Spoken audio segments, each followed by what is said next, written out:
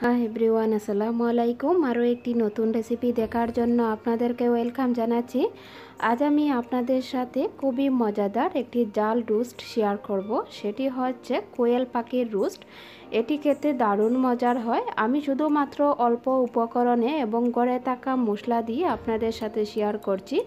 আশা করি আপনাদের কাছে ভালো লাগবে। যদি ভালো লেগে থাকে প্লিজ আমার চ্যানেলটি সাবস্ক্রাইব করবেন, পাশে থাকা বেল বাটনটি প্রেস করে রাখবেন এবং আমার রেসিপিটি ভালো লেগে থাকলে প্লিজ একটি লাইক দিতে একদম ভুলবেন না। তো চলুন দেখে নেই এই জাল রোস্ট তৈরি করতে প্রথমে কী লাগছে।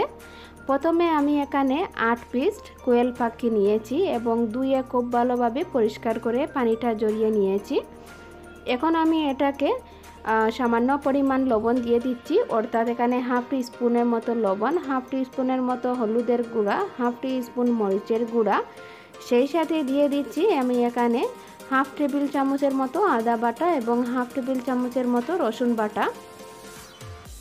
সো এ পর্যায়ে আপনারা আপনাদের পছন্দ মতো কিন্তু এখানে মশলা অ্যাড করতে পারেন। তো হাত দিয়ে খুব ভালোভাবে মেখে ম্যারিনেট করে নিচ্ছি।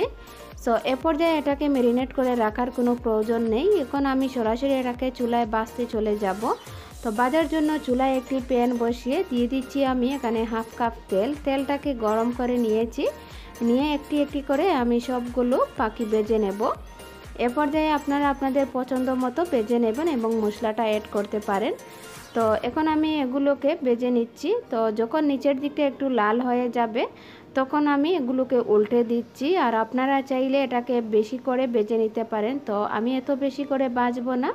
যখন দুটি সাইড মোটামুটি লাল হয়ে যাবে ঠিক তখন আমি এটাকে নামিয়ে নিচ্ছি চুলা থেকে। ঠিক একই পর্যায়ে আমি সবগুলো কোয়েল পাখি ভেজে নিচ্ছি। সো এভাবে আমি সবগুলো কোয়েল পাখি ভেজে নিয়েছি। তো দেখতেই পাচ্ছেন আমি এত বেশি করে লাল করিনি। তো এভাবে ভেজে নিতে পারেন।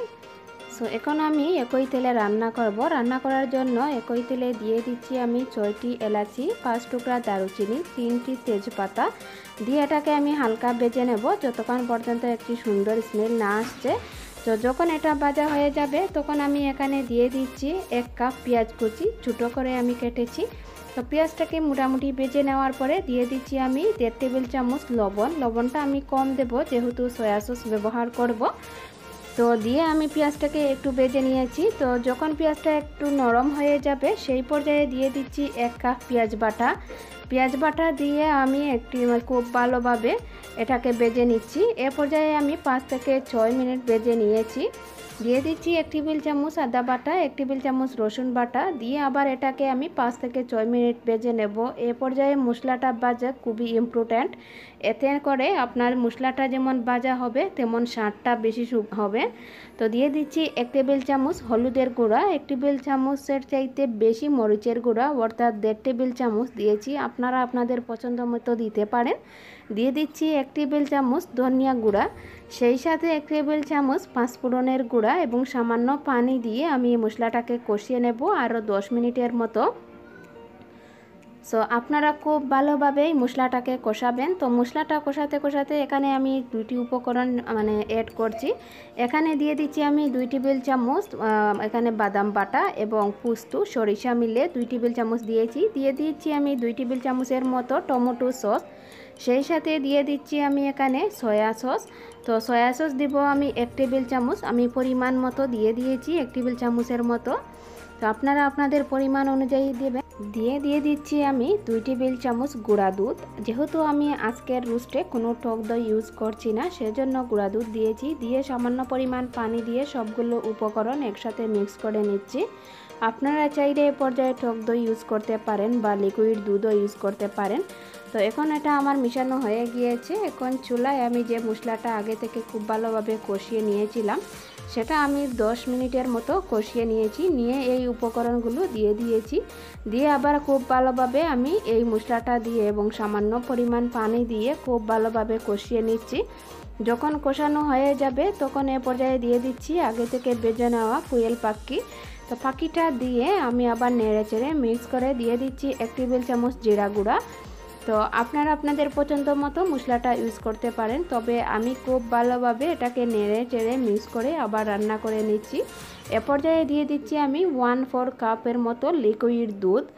তো দুধটা দিয়ে আবার মিক্স করে নিয়ে দিয়ে দিচ্ছি আমি 1 টেবিল চামচ চিনি, এতে করে একটু মিষ্টি মিষ্টি ভাব থাকবে। সো খুব ভালোভাবে মিশিয়ে আমি এটাকে আরও 5 মিনিট রান্না করেছি। রান্না করার পরে দিয়ে দিচ্ছি কাঁচামরিচ। সো কাঁচামরিচটা দেওয়ার ফলে খুব সুন্দর একটি ফ্লেভার আসবে। দিয়ে আবার মিক্স করে এটাকে রান্না করে নিচ্ছি। এতে করে খুব ভালোভাবে আপনারা নেড়ে চেড়ে এভাবে মিক্স করে ভেজে নিতে মশলাটা কষিয়ে নিতে পারেন। তো ঠিক একইভাবে আমি 5 থেকে 10 মিনিটের মতো আবার রান্না করে নিয়েছি লো আছে। নিয়ে এখন চুলা থেকে নামিয়ে একটা সার্ভিসিং প্লেটে নিয়ে নিচ্ছি। তো দেখতেই পাচ্ছেন আমি খুবই সহজে করে থাকা উপকরণ দিয়ে আপনাদের সাথে শেয়ার করেছি। আপনারা চাইলে এখানে ঘিও ইউজ করতে পারেন, যেহেতু আমি করে থাকা মশলা দিয়ে এটা তৈরি করেছি সেজন্য আর কিছু আমি দেইনি। তো আশা করি আপনাদের কাছে ভালো লাগবে। যদি ভালো লেগে থাকে প্লিজ একটি লাইক দিবেন এবং কমেন্ট করে জানাবেন আমার এই রেসিপিটি কেমন হয়েছে, এবং ভালো লেগে থাকলে আমার চ্যানেলটি সাবস্ক্রাইব করবেন। যেহেতু আমি নতুন, কথাবার্তায় কোনো ভুল হতে পারে, সেজন্য আমাকে আপনারা সম্পূর্ণভাবে সাপোর্ট করবেন এবং সামনের দিকে এগিয়ে যাওয়ার জন্য আপনারা আমাকে উৎসাহী করবেন। সো আজ এই পর্যন্তই। ভালো থাকবেন, সুস্থ থাকবেন এবং পারলে আমার পরিবারের জন্য দোয়া করবেন। আল্লাহ হাফেজ।